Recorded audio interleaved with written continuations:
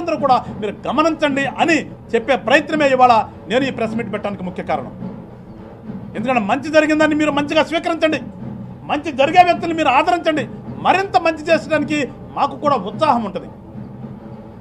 ఇవాళ కనీ విని ఎరుగిన విధంగా ఉద్యోగస్తులందరూ కూడా పంచాయతీరాజ్ ఉద్యోగస్తులు మరీ ముఖ్యంగా చాలా హ్యాపీగా ఫీల్ అవుతున్నారు.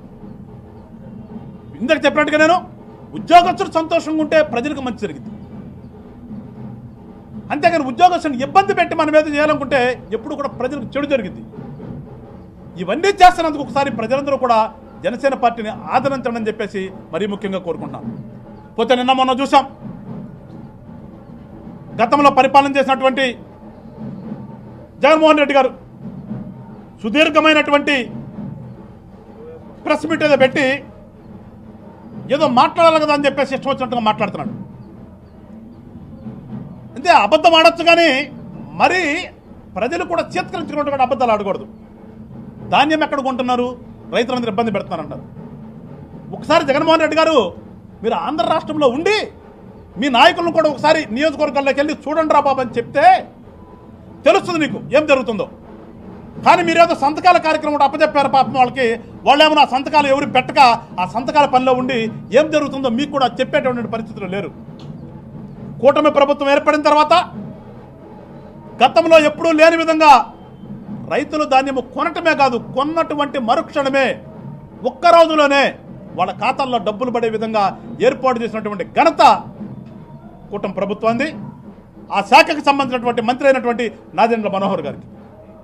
ఒక్కసారి చూడండి, వాళ్ళ సివిల్ సప్లై శాఖ ద్వారా ధాన్యాన్ని సేకరణ పెట్టుకున్న తర్వాత రాష్ట్ర వ్యాప్తంగా ఏ రకంగా మా నాదెండ్ల మనోహర్ గారు తిరుగుతున్నారో, ప్రతి ఆర్ఎస్కే కేంద్రానికి వెళ్ళి పరిశీలించి అక్కడ ఏ రకంగా వాళ్ళ సిబ్బంది పనిచేస్తున్నారో చూస్తున్నటువంటి ప్రభుత్వంలోని పెద్దలు నీ కంటికి కనిపించరు.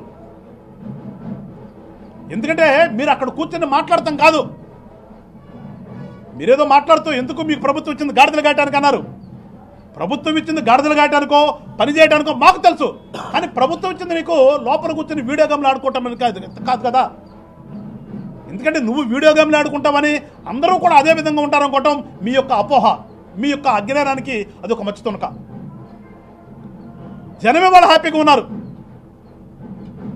రైతులు మరీ ముఖ్యంగా చూస్తే గతంలో మీ మీద చేశాము, మేము అంత ఇచ్చాము ఇంత ఇచ్చామన్నారు. మీరు ఏమి ఇచ్చారో మీకు తెలుసు, ఏ రకంగా రైతులను ఇబ్బంది పెట్టారో మీ పార్టీ నాయకులకు తెలుసు.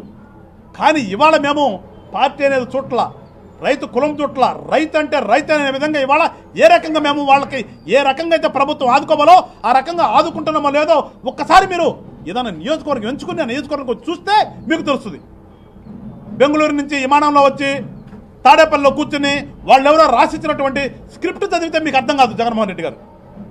అందుకని ఒకసారి తెలుసుకుని మాట్లాడే ముందు ఏ రకంగా కూటమి ప్రభుత్వంలో నాయకులు ఈ రాష్ట్రం అభివృద్ధి కోసం, ఈ రాష్ట్రంలో ప్రజల కోసం, రైతాంగం కోసం కష్టపడుతున్నారో ఒకసారి చూస్తే తెలుస్తుంది. తప్పితే నీకులాగా వరదలు వచ్చినప్పుడు హైవే మీద టెంట్లు వేపించుకుని దాంట్లో కూలర్లు పెట్టుకుని దాంట్లో కార్పెట్లు పరిపించుకుని అక్కడి నుంచి అల్లంత దూరాన చూసేటటువంటి నైజం ఉన్నటువంటి నాయకులు కాదు మా వాళ్ళు.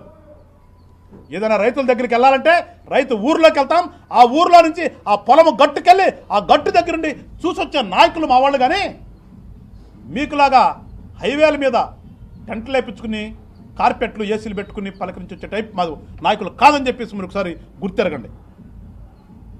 ఆరోగ్యశ్రీ పథకం పడేసాం, రైతుల గురించి పట్టించుకోవట్లేదు, లా అండ్ ఆర్డర్ లేదు. అరే అసలు మీరు ఒకసారి కళ్ళు తెరిచి చూడండి అయ్యా బాబాని మేము చూస్తున్నాం. మీరు బయటకు రండి ముందు లోపల నుంచి. ఇంకా మీరు పరదాల్లోనే ఉన్నారు. ఇంకా గతంలో ముఖ్యమంత్రిగా ఉన్నప్పుడు పరదాలు కట్టుకున్నారు, వాడిపోయిన తర్వాత ఇంట్లో కూర్చున్నారు తప్పితే మీరు బయట ప్రపంచాన్ని చూడట్లేదు. ఒకసారి మీ తలుపు తీసుకుని బయట ప్రపంచంలోకి వచ్చి చూస్తే ప్రభుత్వంలో ఏ రకంగా ప్రజలు హ్యాపీగా ఉన్నారో, ఏ రకంగా పరిపాలన చేస్తున్నామో తెలుస్తుంది. తప్పితే మీరు ఇంట్లో కూర్చుని వాళ్ళు రాసిచ్చిన చదవద్దు దయచేసి. గతంలో ఇంతే చేశారు, ఇప్పుడు అంతే చేస్తున్నారు. కానీ ప్రతిపక్ష హోదా కావాలని అడగటం కాదు, కోర్టులకు వెళ్ళటం కాదు. ప్రతిపక్షం అంటే ప్రజల తరపున ప్రజల కోసం అవసరమైతే వచ్చి వాళ్ళ ఇళ్ల దగ్గర కూర్చుని ఆ పొలాలంట తిరిగి రోడ్లంట తిరిగి చూసేటటువంటి దాన్ని ప్రతిపక్ష నాయకుడు అంటారు. అంతేగాని మీరు బెంగళూరు ప్యాలెస్ లేకపోతే తాడేపల్లి ప్యాలెస్లో కూర్చుని ప్రెస్ మీట్ మీకు మీడియా ఉందా, పేపర్ ఉందా అని చెప్పి దాంట్లో రాసుకోవటం కాదు. ప్రతిపక్ష నాయకుడికి ఈ లక్షణాలు ఎట్లా ఉండాలో ముందు తెలుసుకుని అప్పుడు ప్రతిపక్షం ఉందా అడగండి. ఇవేమీ లేకుండా వచ్చేసి ఊరికనే ఏదో క్రిటిసైజ్ చేసేసి అట్లా